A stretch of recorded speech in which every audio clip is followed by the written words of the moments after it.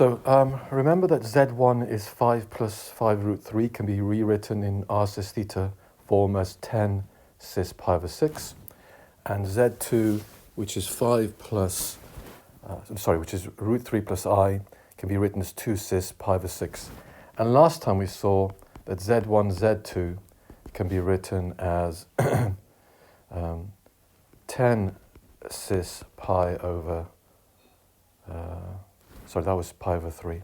Pi over 3 times Z2, which is 2 cis pi over 6.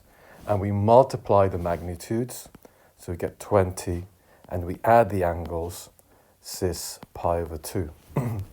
So when you take the length of a product, you get the product of the lengths. And when you take the argument of the product, you get the sum of the arguments.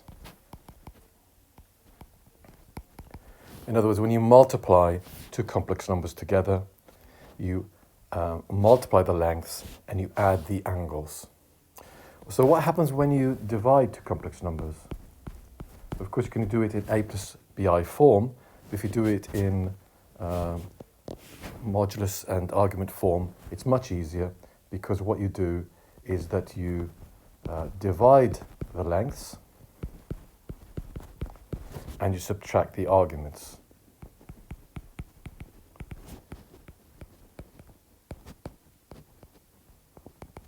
So in that case, Z1 over Z2 will have the length of Z1 divided by the length of Z2, so it's 10 over 2, and the angle will be cis of pi over 3 minus pi over 6, so it'll be 5 cis pi over 6. And of course, from that we can work out the a plus bi form easily enough. What about if you have something like 1 over Z1?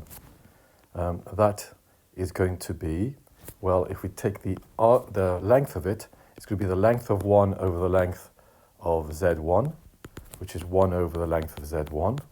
And in terms of argument, the argument of 1 over Z1 will be the argument of 1 minus the argument of Z1. Now, the argument of 1 is the argument of a number which is on the real axis. And so the argument of 1 is 0. And so it's just minus the argument of Z1. And therefore we can write 1 over Z1 as being 1 over the length of Z1. The length of Z1 is 10, so this will have a length of 1/10. And the argument is going to be the negative of the argument that it had, so it's cis of minus pi over 3. So we can just write down what 1 over Z1 is easily if it's in r cos theta form. And so you can see that we can get quite a lot of results more easily in modulus and argument form. So for addition and subtraction, a plus bi form is easiest because we're adding as vectors. We're adding the real component to the real component, the imaginary component to the imaginary component. But when we're multiplying, dividing, taking powers, taking reciprocals, then it's easiest to treat it in r cis theta form.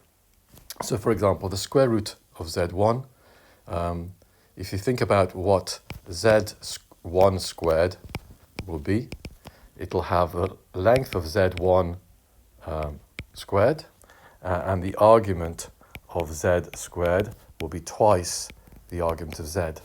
So when you square a number, you square the length and you double the angle. So when you square root, so if I want the square root of Z1, that will be the square root of 10 cis pi over 3. Then it'll be the square root of the length, and then we half the angle. It will be plus or minus in this case, but we can easily get the square root. And you can do cube roots, fourth roots, etc., as we'll see in later complex number theory if we cover it in equal form. So it is quite useful to remember these basic properties. That when you multiply two complex numbers, you multiply the lengths and you add the arguments. And likewise for division and likewise for powers. And the arguments behave very much like logarithms. So compare the argument with log of AB equals log of A plus log of B. Very similar kind of property. And this stems from the fact that r cis theta can also be written as r e to the I theta, so that the argument, the theta, can be thought of as an exponent, and the properties of the angle, the theta, the argument, is like a logarithm. Okay, that's it.